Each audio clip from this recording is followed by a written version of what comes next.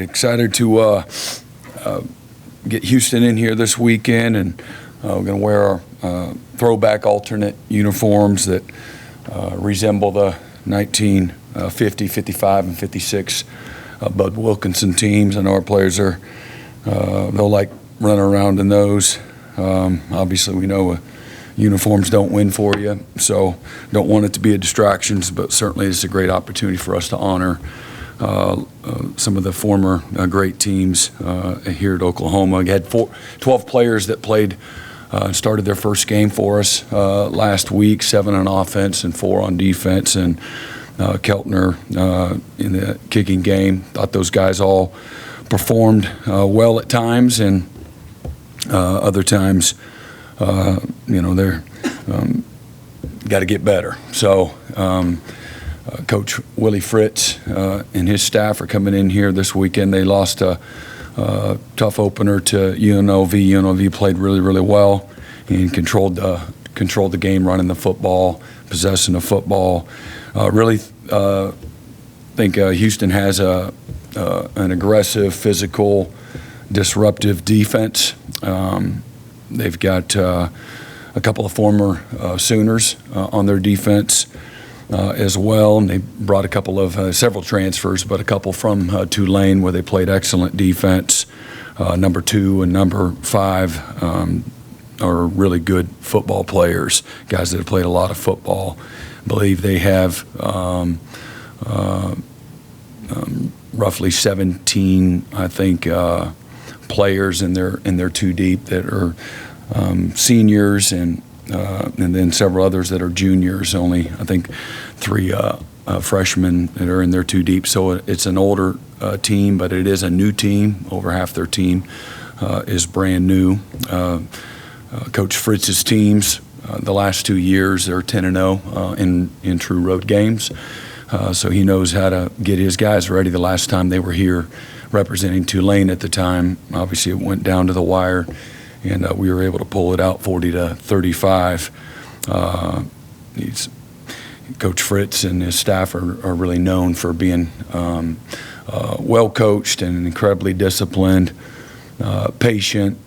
I'm going to play a tight game, try to get it to the fourth quarter, try to possess the ball, run it a variety of ways, and take their shots.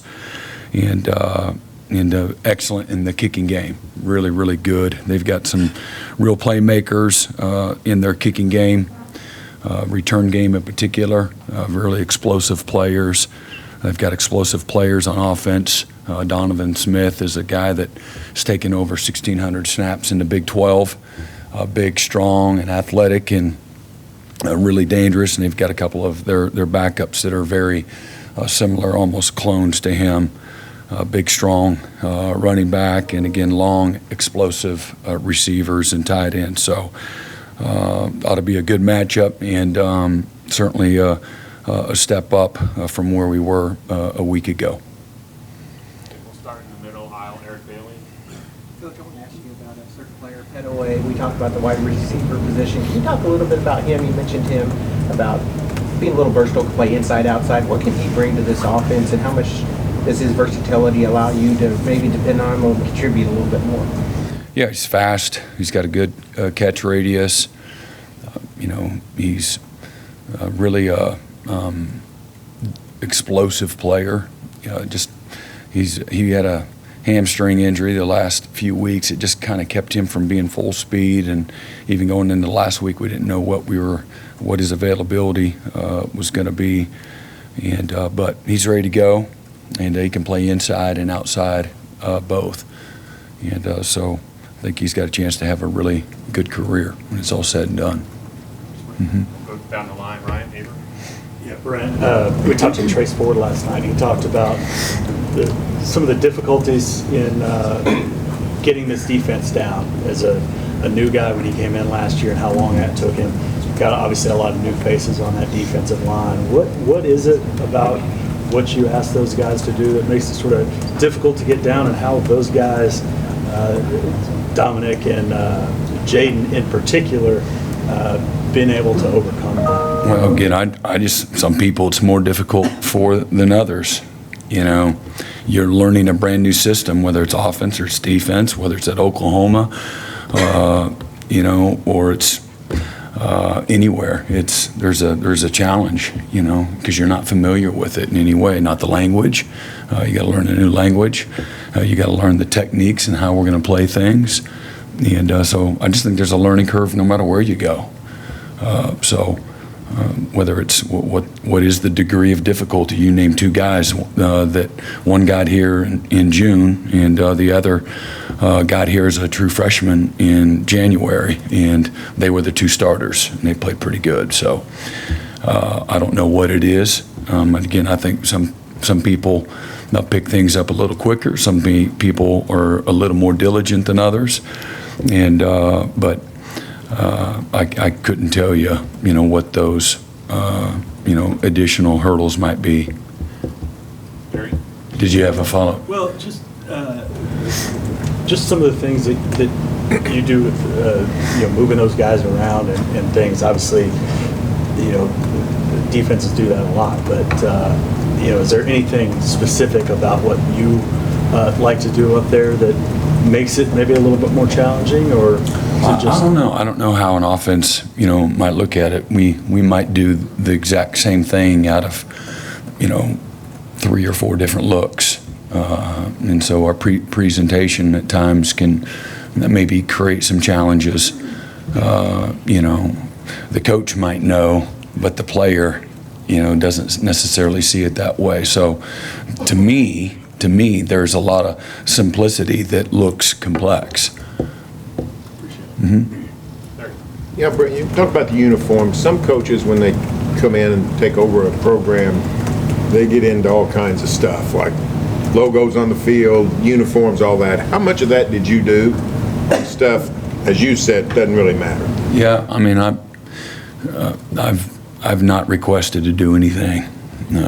So if it's been put across my desk, I'm a pretty good teammate. So if the powers that be that request that we want to do something a little different and honor, maybe again Coach Wilkinson and some of his teams, I think that's great. What do I need to do? And it's pretty simple for me for the most part. So.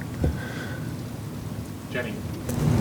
Brent, when you decided to hire Doug Deacon to coordinate special teams, what was sort of your goal with that hire in general?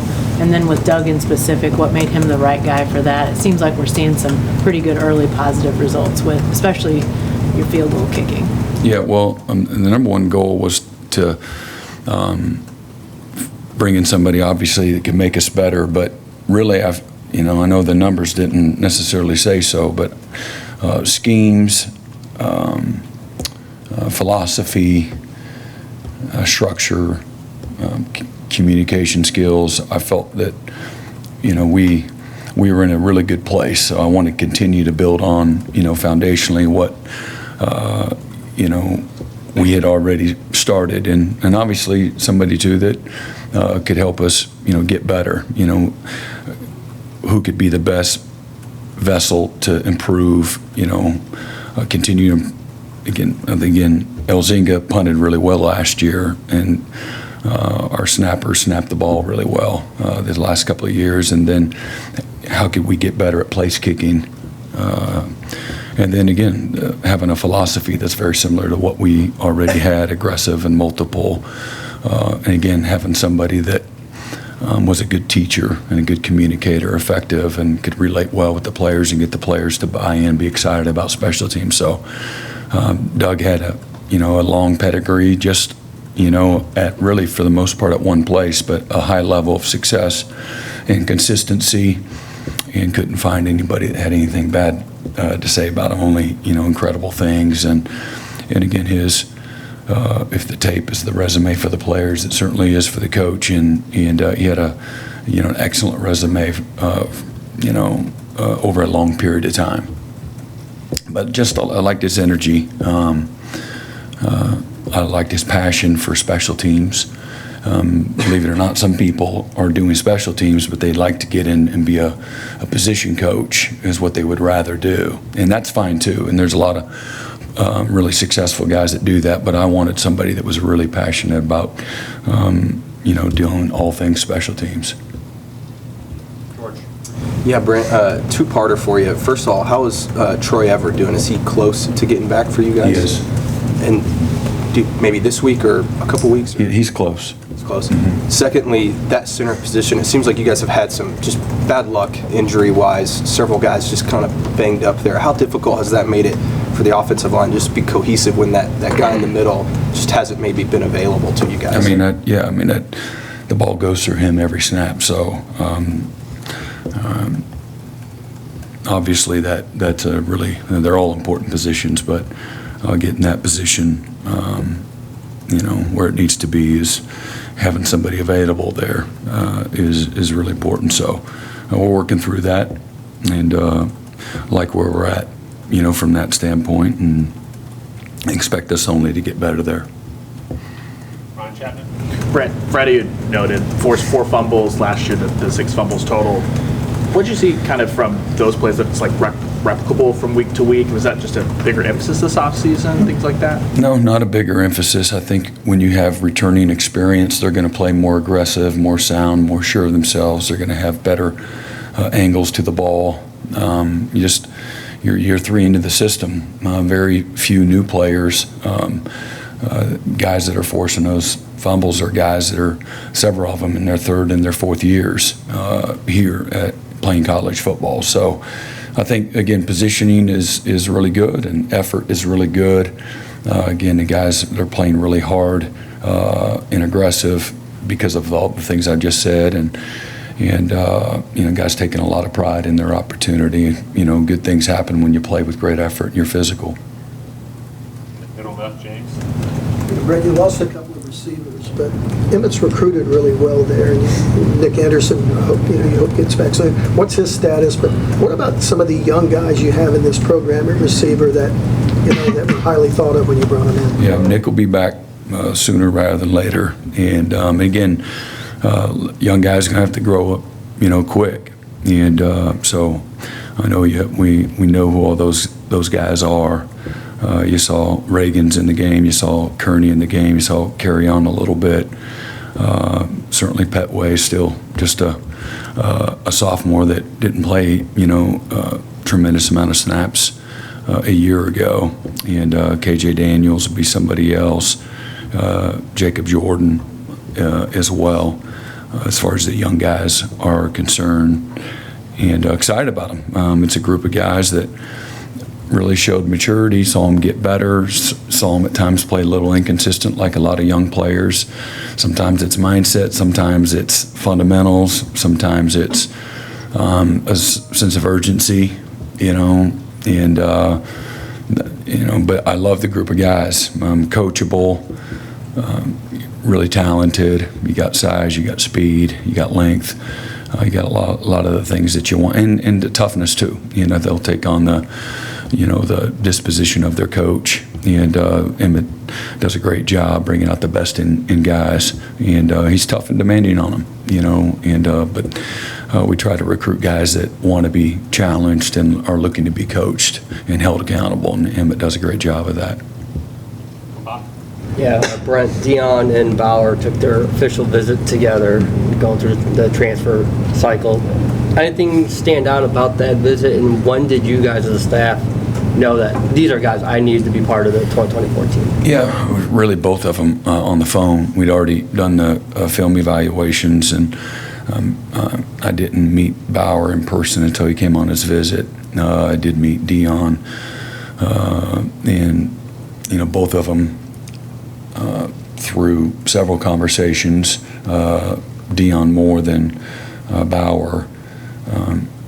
Prior to coming, they had let us know that they were coming. So, and which tells me they're, not everybody's like that, and but it tells me they're serious about being successful. They're looking for the right things, and they were attracted to, again, the hard work, the development, to be at a place like Oklahoma, and again, both of them turned down several really, really good programs, and they've been great leaders since they've been here, and how they work, how they show up, how they compete, their investment, doing a lot of little stuff right off the field, in their recovery, in their nutrition, things like that, and they have shown an appreciation for their opportunity as well. So you always appreciate that, and both of them have been very humble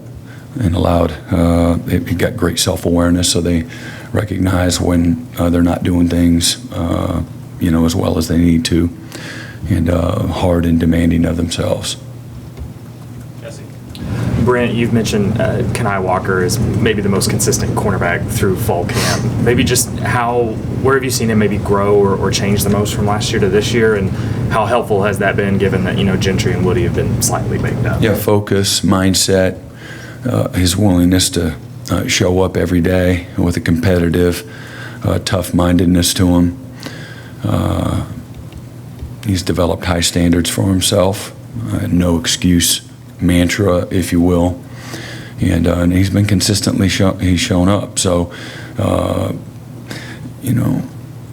he'd be the first one to tell you that he'd have a pull, he'd have a headache. There was always something, and so he's grown up a lot. He's his ability to handle life. Family, and the problems are real. Don't get me wrong. The things that he's dealt with as a young person. Many young people don't have to go through the things that he did. But raised by a single mom, and man, she's so tough and just a wonderful lady. But he's really just matured and toughened and hardened up. And has high standards for himself. He looks at himself, I think, different. And I think that's important through that maturation process. That's allowed him to show up every day, and just do the basics at a really high level, day in and day out, and don't get bored with it. And that's allowed him to really continue to develop his skill set, become a really good corner. And again, us coaches, we're going to still coach him and correct him, but he's immediately taken responsibility, knows what he did wrong when those things happen. So that's just, again, he'll continue to get better from the beginning of the year to the end if he continues to have the same hungry, driven, humble, ambitious mindset, which he's displayed that. Brent, you spoke about Grayson Halton after the game, but I think of the team's 6 sacks, 4 of them came from defensive tackles. Just what does it do for a defense when you can get that kind of pass rush from interior guys, and how hard is it to kind of be consistent in that regard? It's really hard. The challenges from an offensive line standpoint are only going to continue to get more and more difficult. But getting knocked back, getting disruption, not allowing the quarterback to climb in the pocket, moving him, quote unquote, off the spot, if you will. That's disruption that you need to be a successful defense. And so those guys, their ability, their explosiveness, their athletic ability, their strength at the point of attack, their ability to continue to move their feet, will allow us to have a chance to continue to improve and get better and be a successful defense. So being able to get off of blocks is important. Some guys are just disruptive and they're not great at getting off of blocks. Our guys, have the athletic ability, but they also the skill to play quick and be able to, get off, blocks and be able to make plays. Up to this point, again, it's a small sample size, and they pass that test, and there'll be many more tests as we go along. But I think having confidence in the system and liking to play, you would think everybody likes to play. That is definitely not true. And our job as a coaching staff is to identify people that like it that are passionate about it. I think that makes it a lot more fun, even through the challenges of development and trying to fight for success. That's enjoyable. You know, even if you're not having a great day, at least you're dealing with people that like it. They they have the same vision that you do. They show up to practice and they're excited to go dominate this moment. They, go have a great walkthrough, go have a fun, engaging flex, and then, they like to quantify winning and losing in every competitive situation, whether that's inside, that's team run, that's third down, that's a 2-minute drill. They want to win and want to win bad, and that's infectious. Now, our job as a staff is to identify that, bring out, we want to nurture that, but you can also develop it to a certain degree, but some guys don't like it. It's going to be hard. And believe it or not, there's some guys that don't like it. So, we try to avoid those kind of guys in the recruiting process. And then sometimes they come in, they're a little bit immature and they're ultra talented and they don't love to be strained, but man, they can really play. And so you have a little more tolerance for a certain amount of time, and then you gotta get them better. And you do that by holding them to incredibly high standards, and then you want to try to inspire and motivate them too. I think a good coach can figure out, what those buttons are and try to get the best out of them. So, not an easy chore. Far left, Mason. Yeah, Brent, sticking with the defensive line, I wanted to ask you about Dominic Williams. What did you see in his debut, and what did you like about what he put on tape Friday night? Yeah, and I think just one more follow-up question. I think having competition brings out the best, in guys as well.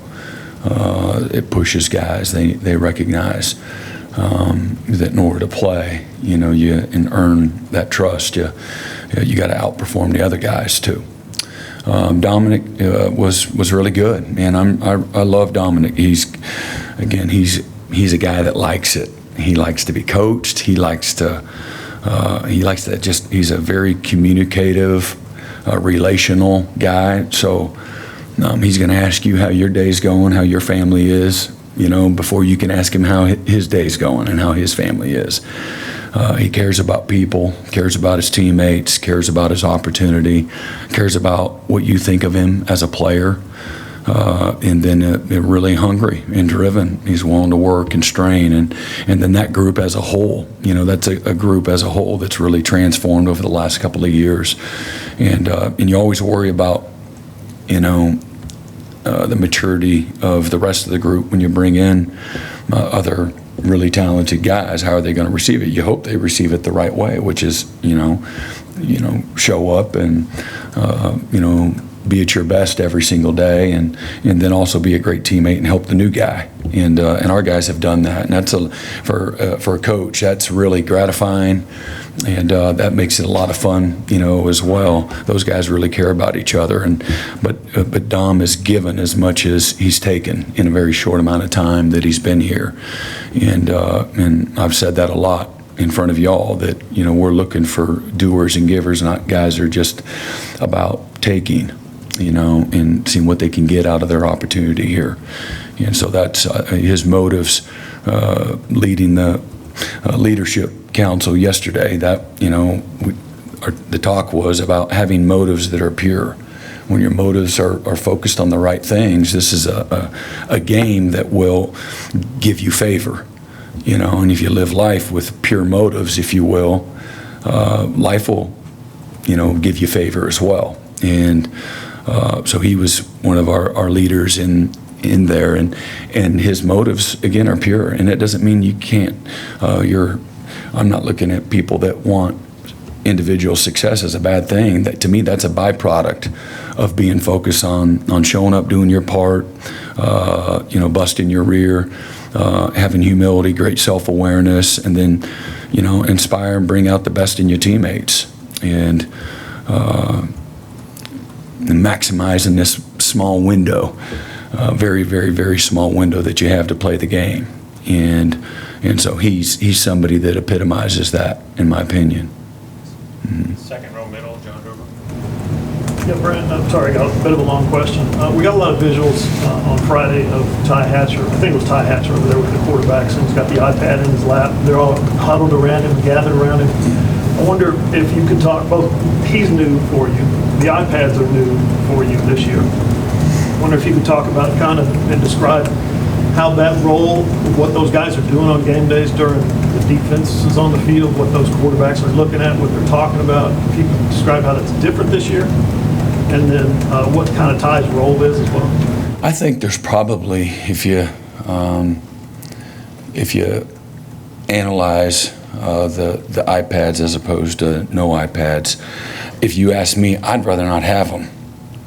And the reason is because I think if you got a good eye for just what happened, who was in what spot, who wasn't in the right spot, gives you a potential competitive advantage on figuring it out. Doesn't mean you're going to win or all of a sudden all the bad things are going to go away, but I do think that can be a competitive advantage without the iPads. I think it neutralizes a lot of things. I think what you got to be careful is not overload information.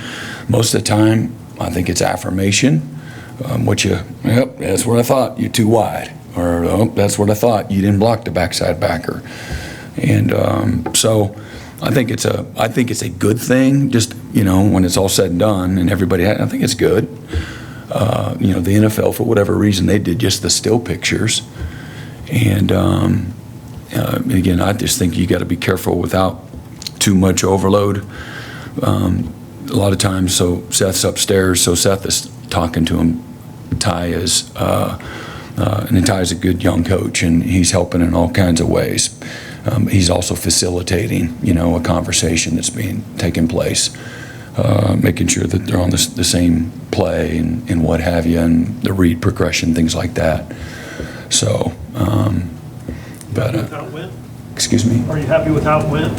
Yeah, I didn't think there was any issues, I didn't look at it a whole lot. I watched it in person, That's all what just happened. Somebody gave up penetration in the A gap, and a quarterback had to throw it early or whatever. But it's an excellent resource that everybody has now. And I think that you just kind of like the transfer portal has created more parity. I think this will be another thing. Like maybe a guy that doesn't have great field vision, that golly, he figured it out on Sunday. Now he can figure it out in real time on Saturday. And so probably helps, create more parity. I know in breaking down a play, you would think that it definitely would, have more parity as a byproduct. Mm-hmm. Time for a few more. Third row right, Eli Letterman. Hey, Brent, we across the country this weekend saw a lot of first-year guys starting games, making plays. You had Jaden start Friday night. Do you sense a difference in 2024 in the readiness of some of these first-year players than maybe 5-10 years ago, whether it's enrolling mid-year or what they're doing before they get on campus? Yeah, because I think that's because the rosters, there's so much turnover. Again, 5 years ago, you had a third-year player that plays like a grown man compared to that guy, and then maybe you had depth that played at a much more consistent level than a first-year guy. And now I think it's probably normal that you see somewhere in that 30 to 40% turnover almost every year, if not more. And so those first-year guys have to play, and maybe they came with previous experience. And so that helps them. There's still a learning curve, as we all know, for the reasons we've already spoken about. So, I think it's the norm now. The first-year guys playing pretty good. And again, it's compared to a lot of other first-year guys playing pretty good too. Does that make sense? I mean, that's not spending a whole lot of time thinking it through, but you are forced to get more new players, first-year guys, more ready. Some of them happen to be freshmen that are incredibly talented. And like I said, it's not just talent. it's talent plus the other things: maturity, focus, willingness to put in the work consistently, their ability to adapt to a new environment, an unfamiliar environment, their ability to take the fundamentals that are critical to play at a consistent level and be able to apply them within the schemes. And that's what a guy like Jaden Jackson, as I said, we spoke about him a week ago, his block rec, his ability to play with low pads, his lack of wanting to see where the ball is, that a lot of young players, they want to see where the ball is. Sometimes old players do it too. We did it last year on defense. Our linebackers and defensive line, when we didn't play well, we're getting nosy trying to make plays and see if I can cheat the system, and you get exposed quickly when you do that. Every once in a while you can make a play, when you don't value doing the little things right all the time. But Jaden plays with fantastic eye discipline. But that's how I see why you see more and more first-year players playing significant roles. Okay, left side, third row, Cliff Brown. Yeah, Coach, Taylor Tatum generated a lot of excitement with the fans over the weekend. Obviously, he can run, and this kind of goes into what you were just talking about. But he's a true freshman, and a lot of times with true freshmen, it's not just the running the ball, it's the other things that may get them on the field or keep them off. How is he in those areas other than running the ball? Yeah, he's been good. DeMarco says he's smiling too much. And so I'll let some point in time Taylor tell you about that. But Taylor is incredibly talented. He has a light inside of him that you spend 5 minutes around him, you're like, man, I like this guy. He's an easy guy to pull for. He likes to play. He likes the locker room. He likes to compete. He's incredibly, talented. Where he's got to bridge the gap of all the little details and things of that nature that, again, he didn't get here until the summertime, played baseball all spring. But he's done a really good job, all things considered, of you don't, again, he only played a few snaps, and we threw him in there on the special teams too. He did well with his opportunity and will earn more of an opportunity, and he's been pretty good so far when it comes to the things that we just talked about, what you asked about, the ability to focus, the ability to starve the distractions, if you will. And there's a lot of them on a college campus, being away from home for the first time, and lock into the details. I can't tell you what where he is in regards to showing up and doing extra all the time.